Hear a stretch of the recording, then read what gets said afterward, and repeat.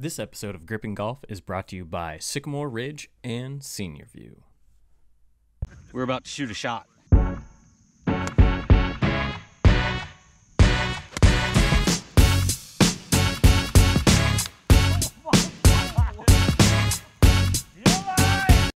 Hey folks, welcome to another great episode of Gripping Golf Podcast. We have a great treat today, but before we get to that, we want to mention our sponsors, and we can't go any further without talking about Nelson Hill, based in Kansas City, Missouri, and they have some buttery soft leather that you can have for your golfing products. Some new products out there, a smaller golf bag, a lighter golf bag.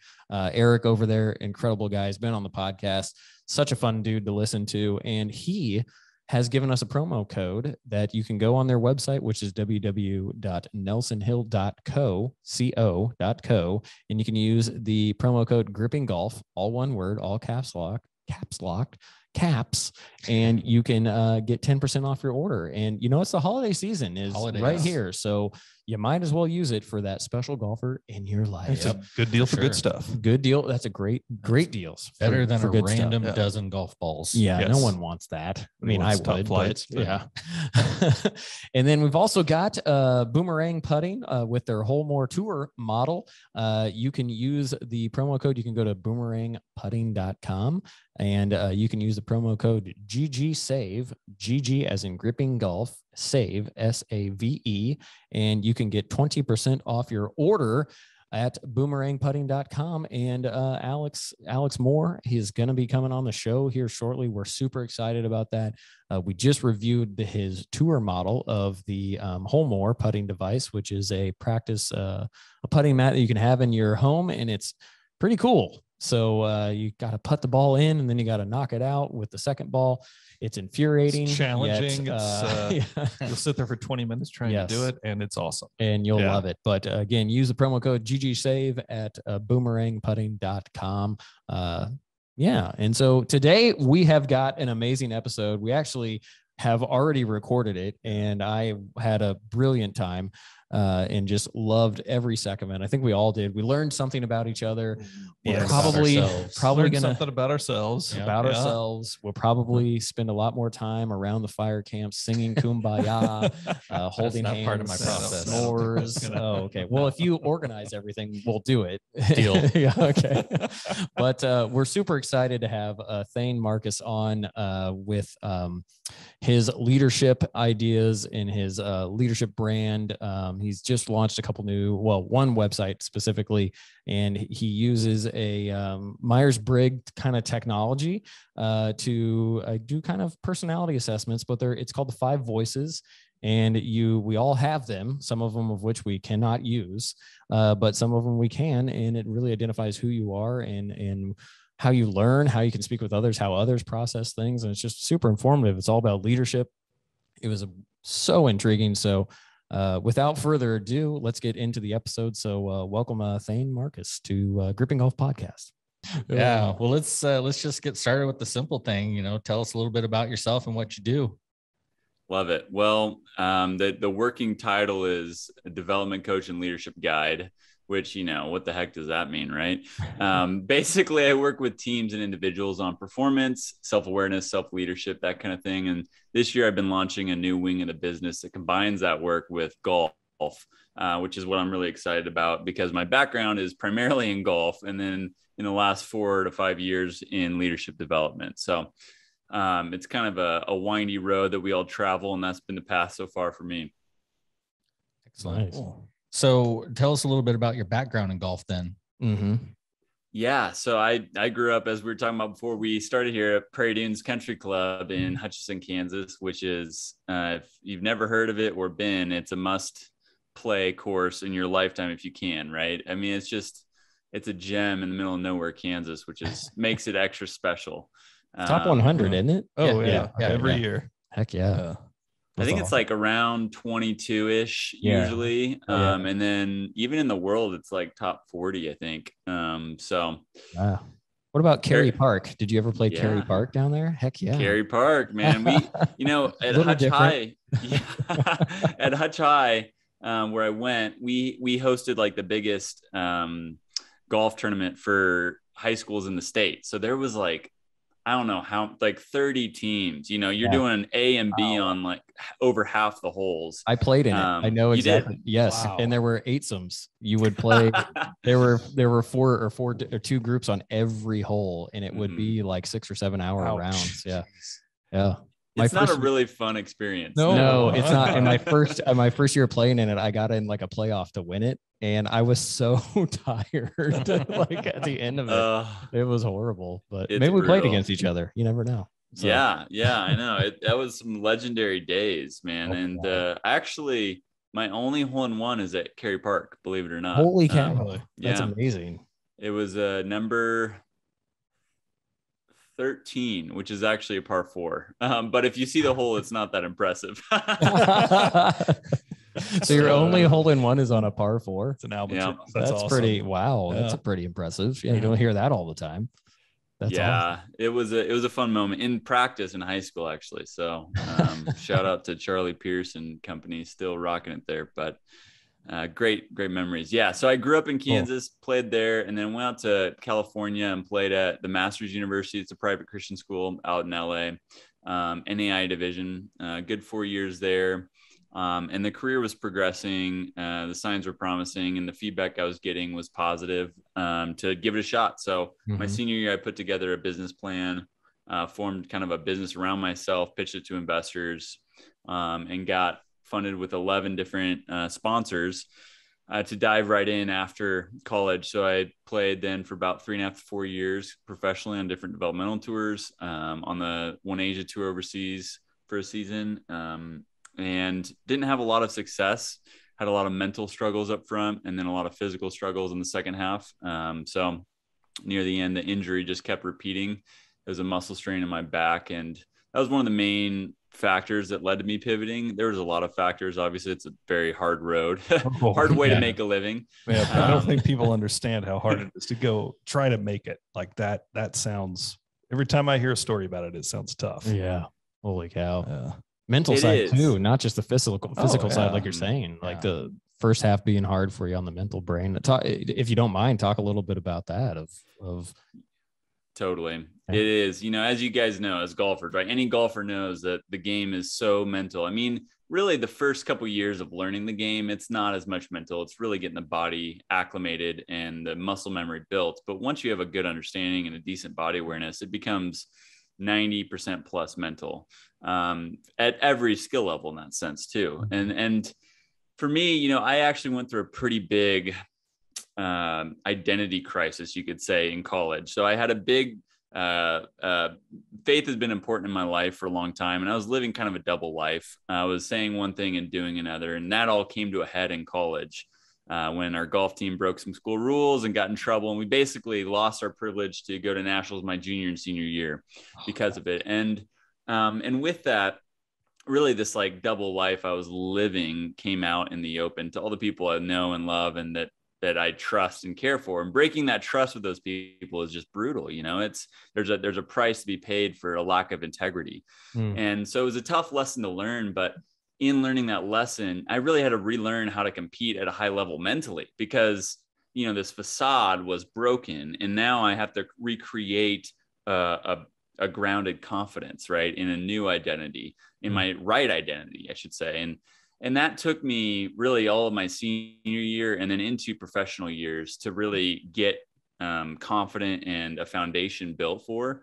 So it was a really interesting, there's a lot of circumstances that bled into that, but then you factor in that, at college you're at a certain pool, and then in professional, it's a whole new world, a whole new pool. You're dealing with whole new responsibilities and pressures.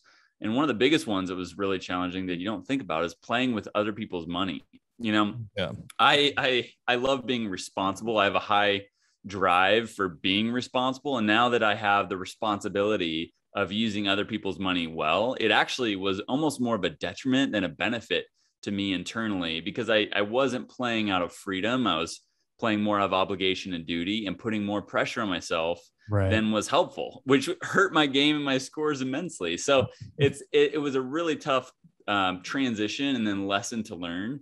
And then the other one that's really important, and I remember my college coach and my swing coach, both at the time, kept telling me these things, and it didn't register for a while, but the main thrust of it was, when you ask guys that are successful on the tour what they would do if they didn't make it, none of them have a good answer. They don't know. Right. And for me early on, I had a lot of answers for that question. I had a lot of things that I could be doing. Right. And it showed that I wasn't fully committed. I was saying, okay, I don't have a plan B, but I have a plan 8.5. And so if plan A doesn't work, this other plan would work.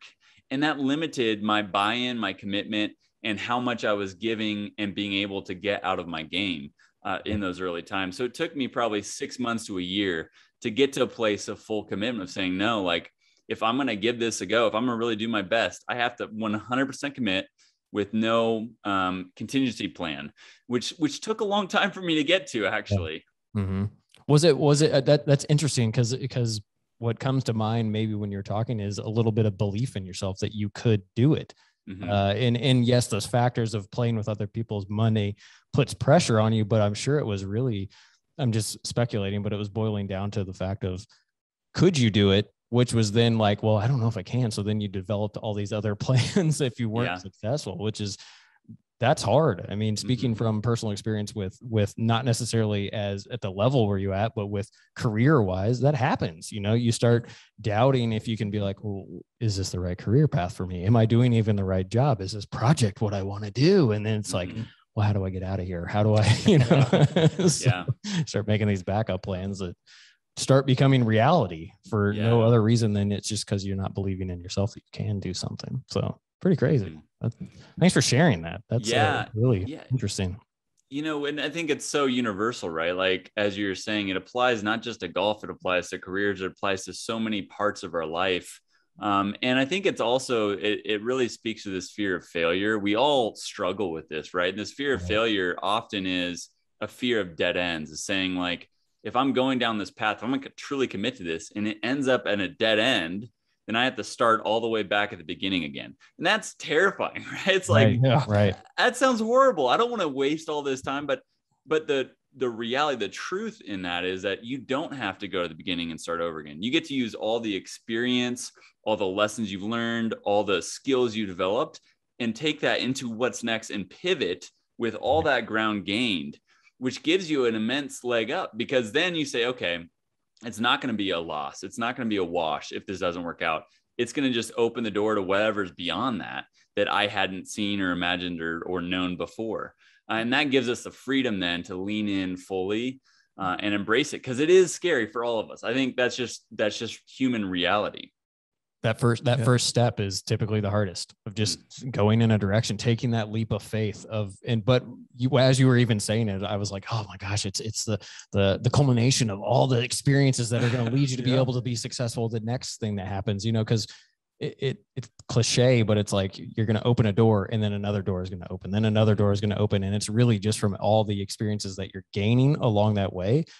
And had you not taken that first step, you would have never been where you're going. So it is literally just take that leap of faith and go. Like, if you have an idea, you can be your own worst enemy in those moments of not wanting to try it out. And that's just, I'm speaking obviously from personal experience because I'm like really passionate about this, of get out of your own way and just freaking go. Like, what's the shame in it? You'd be able to go, oh, okay, it didn't work. Come back and be like, but what did I learn from it?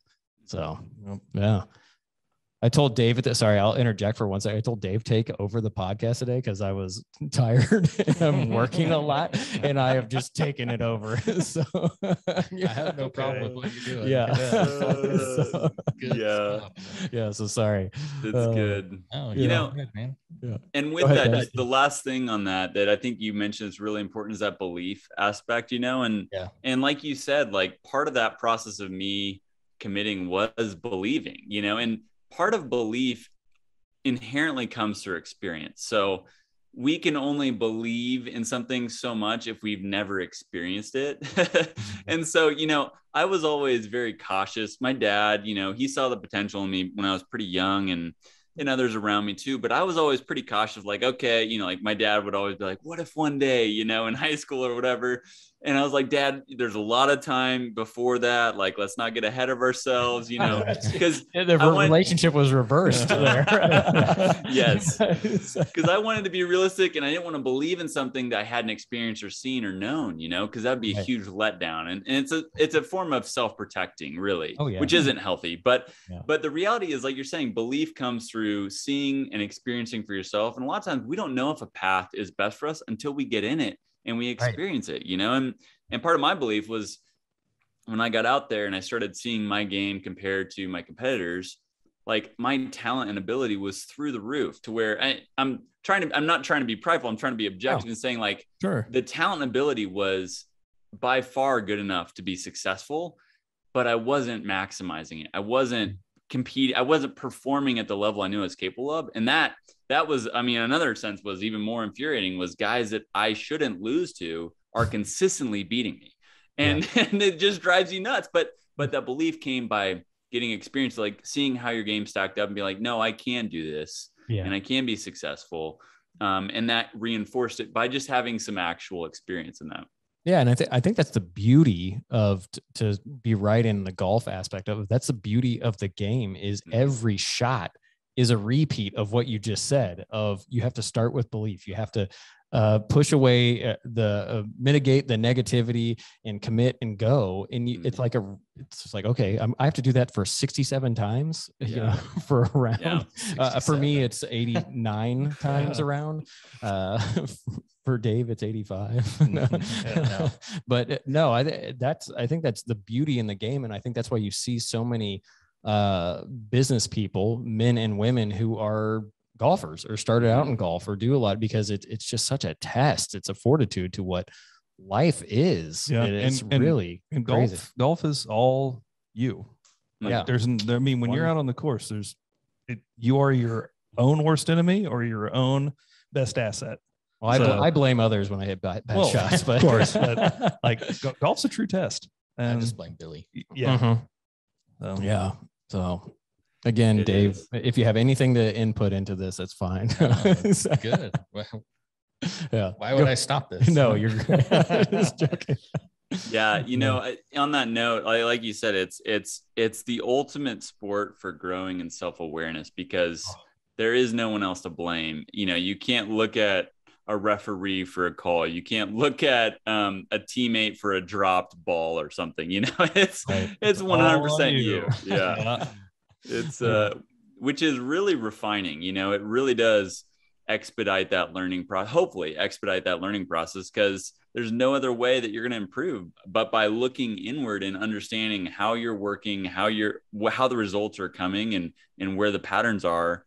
To start seeing which ways you can improve and make incremental growth in. So, the kind of the rally cry I developed after golf and processing it, all the experiences through writing and speaking and stuff, was this idea of taking ownership and never settling. Because I think like those are what's so important for golf, but also for us as individuals in life. If we can take ownership 100% of our decisions, our actions, our thoughts, right? What we need to take responsibility for, and then never settle for less than we're capable of in daily life. That's a combination of self-awareness and discipline that helps us bring our unique gifts and talents to the world that our teammates, our families, our community needs from each one of us. So it's amazing how much symmetry there is in golf and life.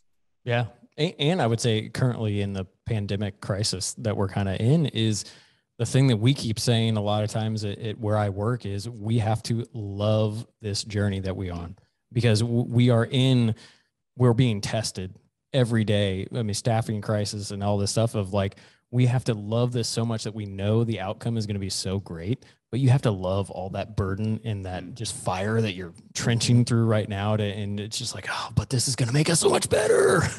So, and it's hard. I mean, that's every day. You're like, oh gosh, when's it going to end? But, oh, I love this, but yeah. Toss it back to you, Dave. It's easier to say than it is to do, right? Like that's the reality. Yeah, sure. Well, that's the mantra or your rally cry that you're talking about, of to get behind that. What motivates you every day to get up and be like, okay, this is worth it. What is my short-term goals and what is my long-term goals, and setting that and being fixated on those short-term goals amount to that long-term gain. So just, that's how I work. But, Is this a golf podcast? Deep philosophy from Billy. Yeah, exactly. Yes, it's good. Yeah, we're getting into it, guys. This is great. Love it. Well, let's get a little bit into your program. Yeah. You know, going through your website and kind of checking things out. One of the things that stood out to me was the concept of the 5 leadership voices. I think that's something that if anybody's been in any kind of corporate environment, it's a concept that's familiar. Just there's different variations of it, but can you explain those leadership voices and how they impact their impact on leadership, and how do you tie that to golf specifically? Yeah, totally. Well, just for some context for people, the 5 Voices is a personality assessment tool. It's built and created by Steve Cockram, who's the co-founder of Giant Worldwide. Giant Worldwide's a leadership development organization that really focuses on technology to bring that work of liberating others into the workplace at a way that's simple, sustainable, and scalable.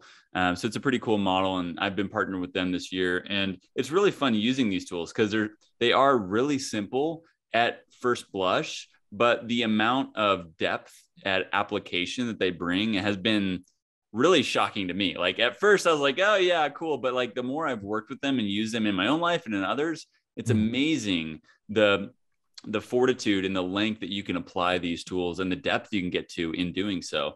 So it's been really cool to see what they've built. And the 5 Voices is based off of Myers-Briggs personality, which has been around for, 20 to 30 plus years, and a lot of data behind it. So it's well-founded in real science. And with that, there's a challenge with Myers-Briggs in that when you get your INFJ letters, like I have, right?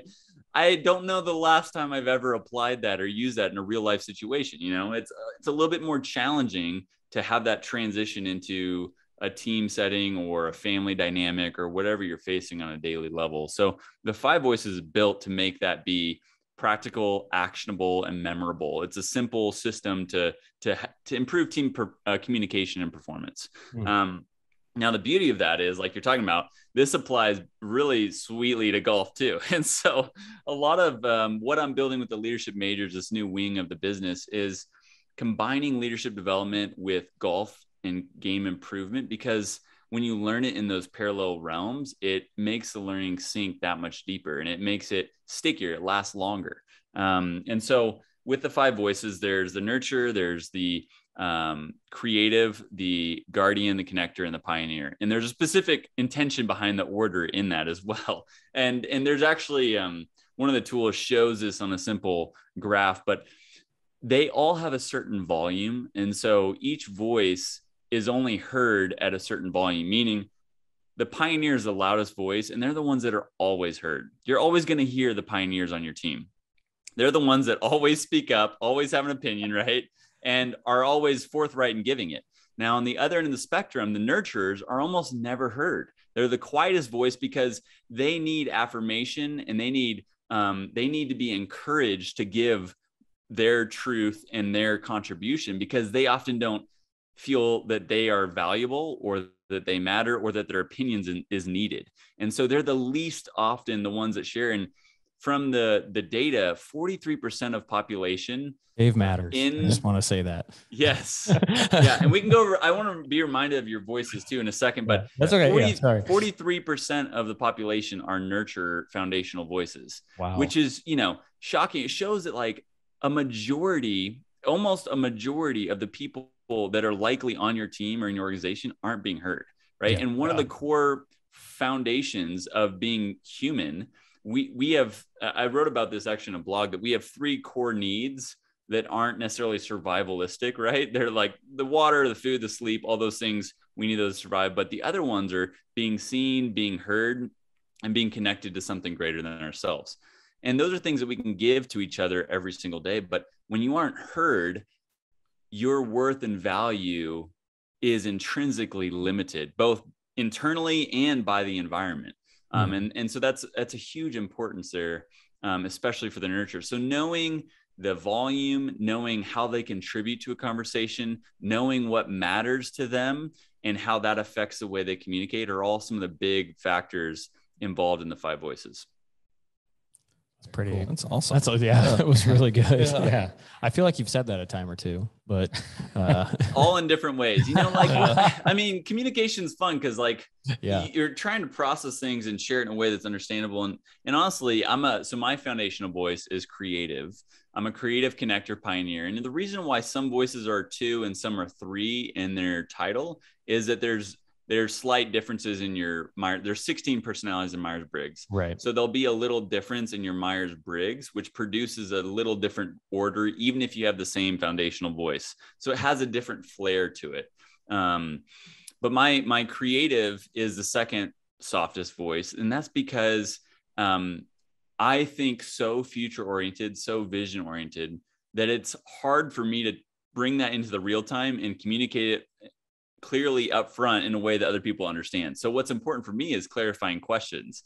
And with my wife, she's so present oriented as a nurture guardian that if she doesn't bring clarifying questions, we just go downhill because then I feel like she's rejecting me or my ideas, which sometimes takes personal as a connector second voice.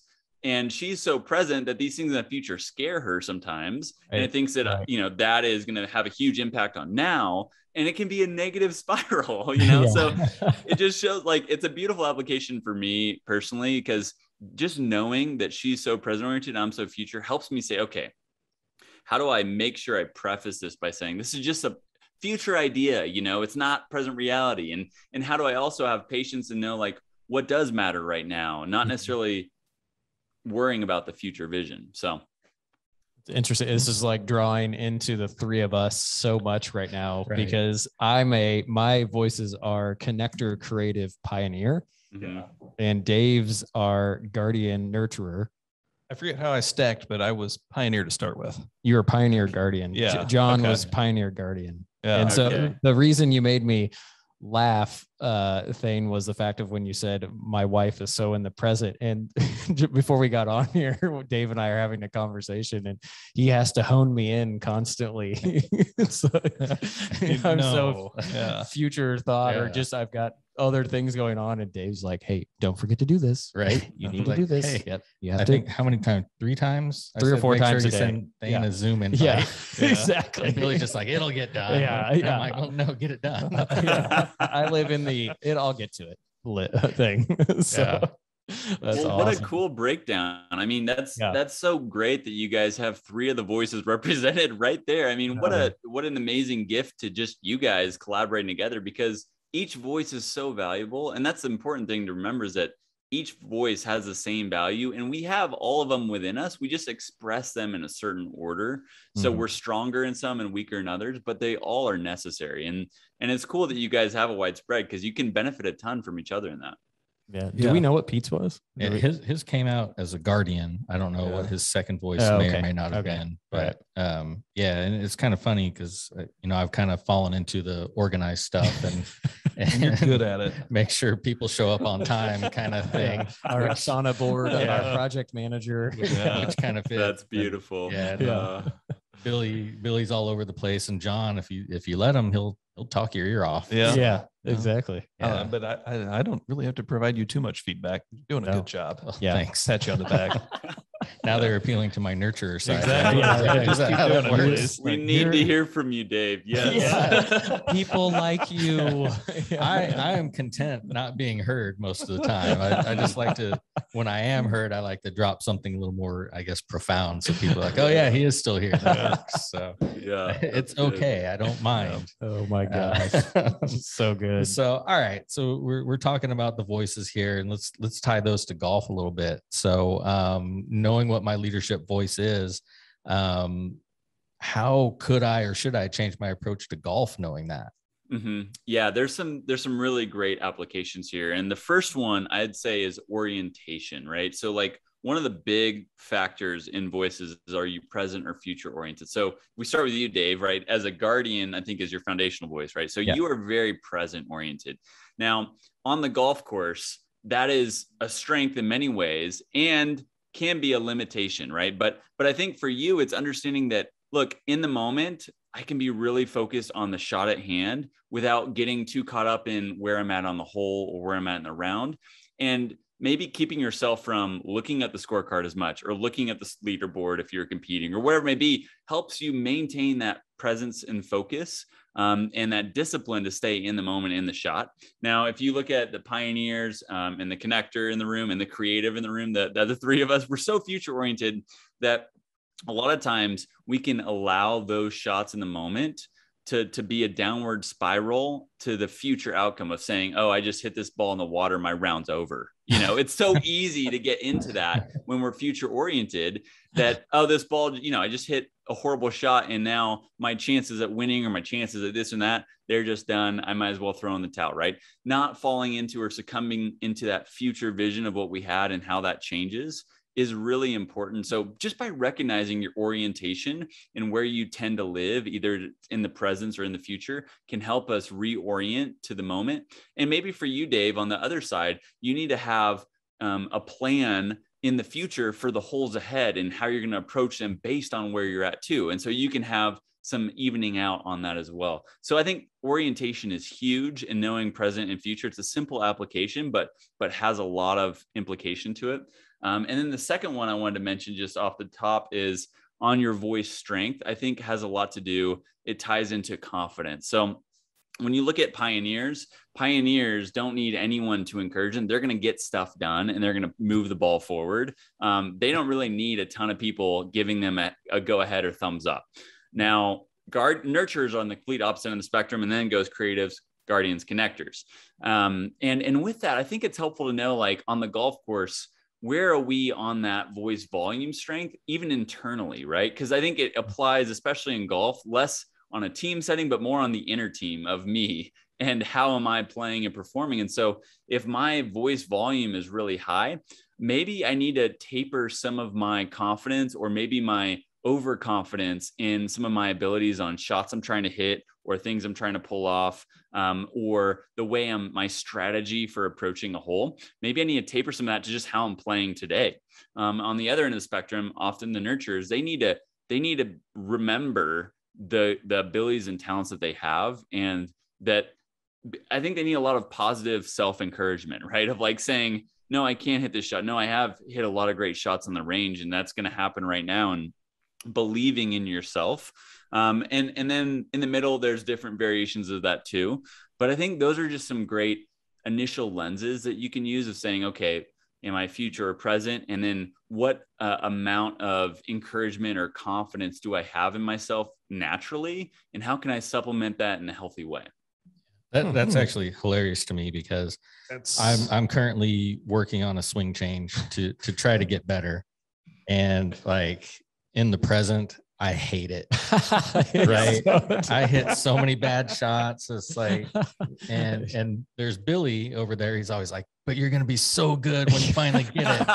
But like, I'm just like, this sucks. I hate it. Yeah. Why am I even doing this? I'm not a good golfer. And like, I'm hitting all the guardian and nurture stuff like all together. Like, it's the worst experience right now, and my scores suck, and all I can focus on is how my scores suck, and it's just like, oh, that spiral is vicious. Yeah, oh man. But like John, you know, just like you said, he steps up to the ball and he hits it and he doesn't care. And it's funny you're mentioning not in the moment. Like I'm thinking, I know sometimes when I play, I'm like, I'm probably gonna have a couple doubles this round, but I'll survive it. Yeah. Like I prepare myself for it like that. And I'm like, I'll fight back and I'll shoot, 77 or something. Mm-hmm. Yeah. That is how I see it. Like I go into it preparing for that, where probably if I just stayed in the moment a little better for each shot, I could probably avert a double. Mm-hmm. Oh yeah. So but that's a good in terms of making a plan though. I really think that's really smart to visualize the fact that could happen, but don't get away from it. Like try not to have it happen. Don't commit to two doubles. Yeah, like that's the thing. So if I stay in the round and stay with each shot, I can probably avoid it. Yeah. It sounds so simple when you say it, John. Yes, it seems simple. Believe me. But there's probably places where I could improve just thinking about that. Oh my gosh, that's cool. Yeah, great. Yeah, I can't wait to use this against ourselves when we're golfing the next time.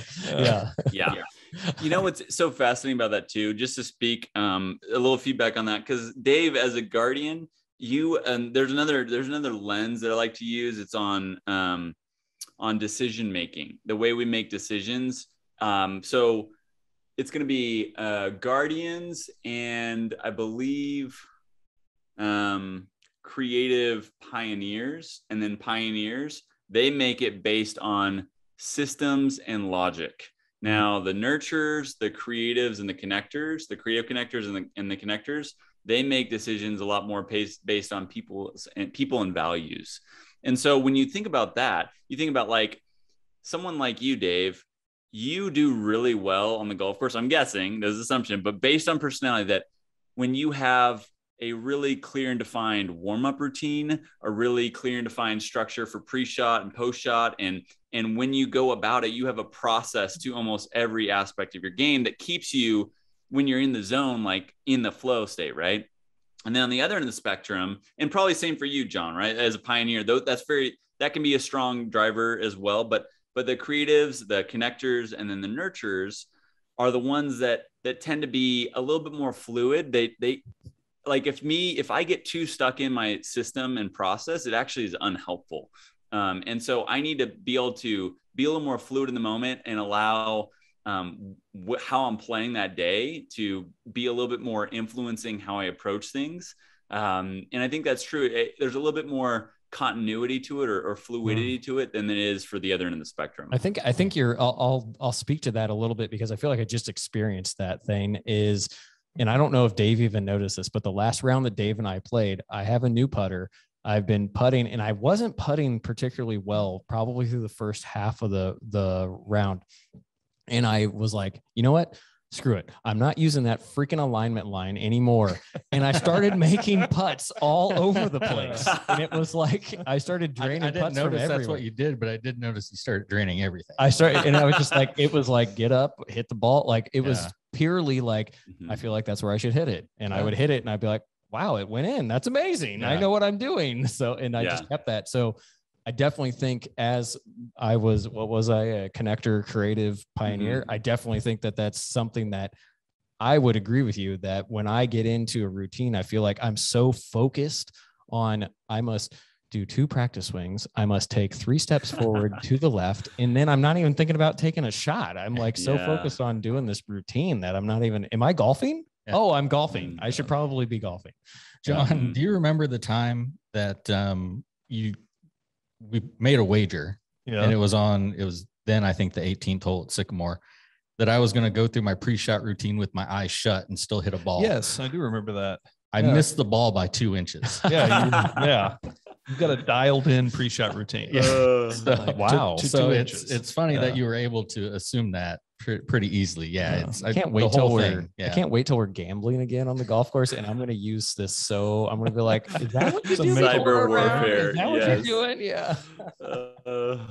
That's good. That's hilarious. Yeah. So, knowing all that stuff, like, my next question would be like, are there specific types of instruction out there for each person? Like, now that I know foundationally who I am, are there different coaches that speak to those different things, and should I try to seek them out just in general to get better? Yeah, that's a great question. And honestly, I don't know to the answer to it. So I think yes and no in the same sense, right? Like I think the biggest piece is awareness. So one of the tools we use at Giant is called the Know Yourself to Lead Yourself tool. And it's an infinity loop because it never ends. It's an ongoing process our whole life. And it's the idea that if we're going to be able to lead ourselves well, we have to know how we're operating. And a lot of times our reality is shaped by the consequences of our actions, which are all fueled by our tendencies. And our tendencies create those patterns between the actions. And so a lot of the benefit of this is just starting to become more aware of those tendencies that we have that are creating those actions that are shaping our reality. And with that, I think you can look for coaches that fill in some of those gaps for you, because like you guys experience, right, on your team, you guys fill in some gaps that you have individually, right? the guardian is really essential to making sure everything is checked off the list and we have all our due diligence in place so that Billy doesn't drop the ball, right? You know, I mean, that's important. Tell me where to be. And so, you know, like same is true. Like when we seek instruction out, I think it's helpful to know, like, who thinking critically about, or intentionally even about, who is our instructor and how are they wired, or how do they think about things? Because then honestly, it's not that we're determining other people's personalities, but we can have a pretty good idea just by being familiar with the different voices, what type of voice they are. Honestly, like knowing Dave is a guardian does not surprise me at all. You know, like there's certain personality types that just, it's easier to see when you're looking for it, right? When you have an eye or a lens that you're looking through that. So I love that question, Dave, because I think it's a great tool to say, okay, not all instructors are created equal. And it's not even always about the specific instruction itself, but even like the flavor or the variety or the way they even think about giving instruction is really important. So I think that can be really valuable. And even beyond that, I think being able to process with each other, like now that you know each other's voices and how they complement a little bit, it'd be fun for you guys to process rounds and see if you want to get better, even use each other in almost like a little bit of a growth group of saying, okay, after every round we play together, we're going to give each other feedback on what we saw and why. And I think that could be a really cool catalyst for growth too. Yeah. Sounds like a new segment with Thane on Gripping Golf Podcast. Yeah. Well, you know, the funny thing, and you alluded to it earlier, John, the pioneer, he just does his own thing. Yeah. He doesn't need instruction. He fixes it on his own. He's his own Band-Aid. It's a blessing and a curse. Yeah. Sometimes I miss things. Yeah. That's okay. Totally. Yeah. So here's like the $1 million question. Are there certain voice types that are better partners, like in a 4-ball match, than others? Like, are there some that we should avoid trying to partner with? Or some gonna, play to our strengths better? Yeah. I'm trying not to lose any more money this year. That is the $1 million question. I wish it were so easy as a simple answer, right? No, I think it is interesting to think about that. So let's just use you as an example here, Dave. So as a guardian, right, you're very present oriented. So I think a good partner for that would be someone that's future oriented, right? To have that balance of present and future. But even beyond that, thinking, okay, what are the areas that maybe I'm a little weak in? And as a guardian, I think creativity is the one that, it's not that you're weak in it, but it's not something that first comes to mind. It's not very, very visionary in a sense. So having a partner in a 4-ball setting that has that visionary creative impulse would be a really nice balance. And then you, on the other hand, being the voice of reason or the due diligence asker of good questions in the moment, can really refine it too. So I think I would err on something like that. But with that being said, I think the biggest thing would be maybe pairing that present with future. Now, the flip side of that is there is chemistry and partnership. So sometimes it's finding your same voice in a partner because you guys think the same, you're already synced on the same page. So that could actually be a compelling argument too. So I'd be interested to see some real-time data on that to get some feedback as well. I was gonna say we might need to expand that test out to a few other people that we golf with and test the theory a little bit and see what happens. It'd be pretty cool. Yeah, my partner in men's league is Pete. He's also a guardian, and we have not won any money yet. So. And John just has a new partner every week. So I'm trying to think. Like, gosh, I golfed with a guy for like 4 years in competitions of 4 balls, and we did great. Nice. I'm trying to think what I would guarantee you he's a guardian. Because that's how he's wired. Yeah. But it's funny because when you and I played in men's league, we dominated. Yeah, we did well. Yeah. So. Wow. Huh. Oh, so so you guys can't be partners. Got it. Okay. Yeah. Okay. Yeah. So Pete and I are not playing you two. Got it. I don't know. Maybe. Well, that could work. Yeah. Or it could work between you and I. And then at some point, this thing could I'll get sick of your future view and tell you to shut it. Shut up. Yeah. Be here, Billy. Here. Be now. So and that's going to be the negative part of that you were saying, just the chemistry there. Yeah. So that makes sense. So that's awesome. Is there a way for, let's talk about back to leadership and also with golf, just regarding feedback. Mm-hmm. So how is a person able to switch between voices to give feedback, whether it's on a swing change or, man, that was a really stupid shot you just hit here. Why'd you do that? Yeah. So, what's the easy way to try to do that, both in a work setting or out on the golf course? Yeah. I love that question, because we all can slide into I think that's the difference between intentional versus accidental, right? We can all slide into accidental. That's kind of the default. And it's reactive. It's often instinctive. It's not very thoughtful. It may not even be conscious at all, right? Now, intentional always has consciousness to it. It always is a choice, and it never happens by chance. And so we show up in either way, with ourselves and with other people and on the golf course, right?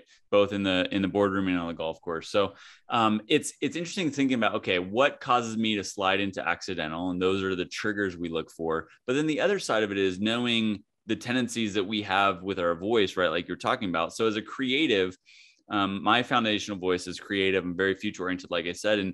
And one of the biggest triggers for me is someone challenging my idea, right?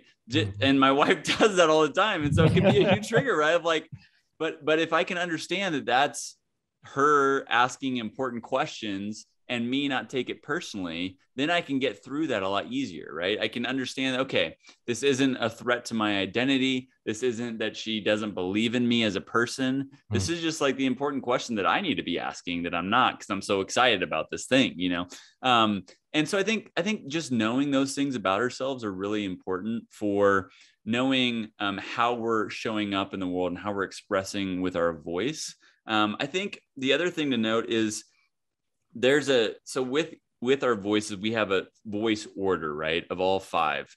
And one of the important things I think is really helpful with it is that the 4th and 5th voice are really interesting to note. So our first 2 voices are really strong. They're both strengths. They're both pretty natural for us. Our 3rd one we can access it pretty easily. It's not necessarily our predominant strength, but we're solid at it. Our 4th and 5th voice are the ones that we have to be more aware of, because our 5th voice is our nemesis voice. So as a creative, the guardian is my nemesis voice. It's the one that, is like the hardest. I know I'm the weakest at it, and I get the most frustrated by it, and I'm conscious of that. But our 4th voice is the one that we're unconsciously incompetent at.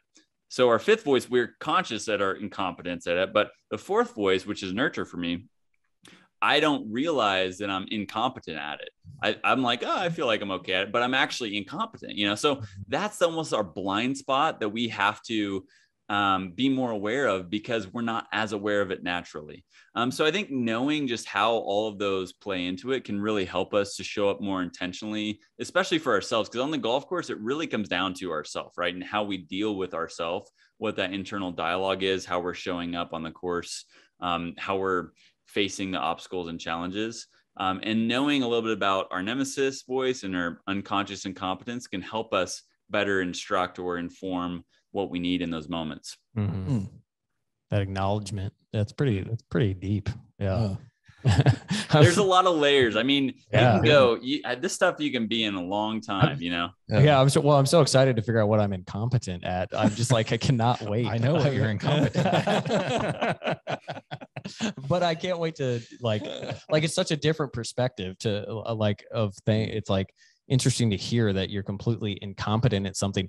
And what emerged through me when you were talking about that thing was drawing back to your belief in yourself. Is there was probably some sort of internal struggle with your voices that you had zero idea.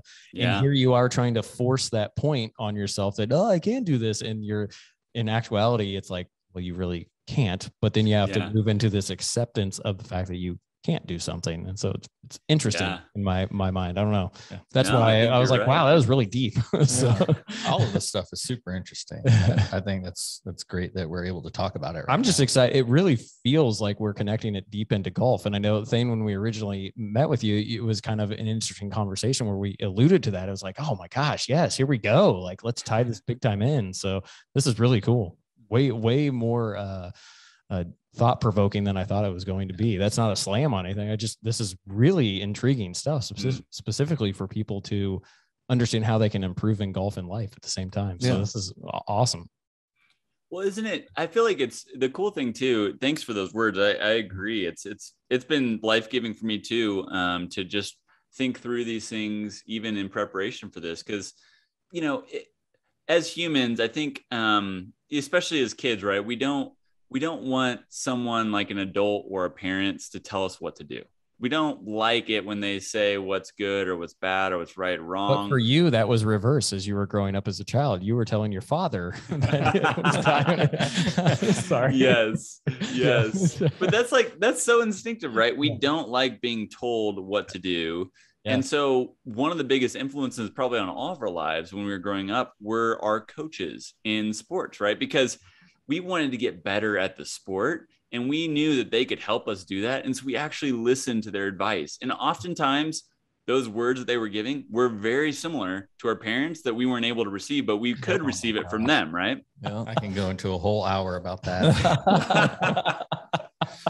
And, that is true for us as adults too, honestly. Like, how much more repulsion or obstacles are there for us to be hearing from a leadership expert on how to become a better leader versus someone on the golf course on how to become a better golfer, when really they're the same thing in principle, right? Very much. So it's saying like, let's play to our strengths here. Let's use that first to golf, and then we can transfer that to help us in life. And because I think we're going to be a lot more receptive to that. Yeah. Totally. Oh, excellent.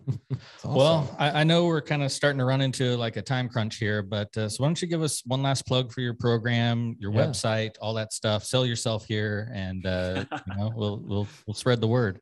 Yeah. Thanks, guys. This has been fun. Well, I just have enjoyed chatting with you guys, and it feels like a good time, even if it was intimidating at first, especially with the Guardian in the middle, that presence. We're so organized. So, on a side note, what was really funny about that, actually, I've been, my client is more organizations, and there's a local private equity firm that I was talking with, and I had a contact from a golf event that led to this conversation with their head of learning and development. And so I hop on this call with this lady, and I knew right away she was as Guardian as they get. It was very cold. It was stone faced. All she cared about is, are you credible and are you competent, and can you prove it to me in 5 minutes, or else we're done, Yeah. And so I was like, all right, game on. Here we go. It was funny. Thanks for having me on. Thane Marcus is my headquarters for what I do. So you can find out all the information on there. But there's blogs and podcasts and all that stuff, programs. The golf side is called the Leadership Majors, and that's launching next year. The website just went live. There's 2 events, one at Pinehurst and one at Whistling Straits. The big vision for that is to have 5 events per year, one for each major championship, and then one for either the Ryder Cup or President's Cup, depending on the year. It's that combination of golf and leadership development. So definitely check that out. If you ever want to say hello, I'm always down to connect with people. So you can find contact info on those too. Love it. Cool. Awesome. That's awesome. Well, Thane, we appreciate it. Appreciate your time and willingness to jump on with us. I think this was a lot of laughs, and I think it's really good. Yeah. And we might need to do that analysis of our rounds of at some point. That could be a heck of an episode. We might have to film the round, and then you come on and talk about it. So that'd be hilarious. Oh, that's awesome. But awesome. Yeah. Well, we appreciate it. And, this is great. Yeah. You guys got anything closing words? No, give me a lot to think about. I'm gonna put some more thought in every shot I hit. Your game's gonna get better. Yeah. You're gonna burn out by the 8th hole. Probably. Yeah. We'll see how it goes. But no, this is great. Yeah. Good conversation. Thanks, guys. I really appreciate you having me on. You too. Thanks for joining us.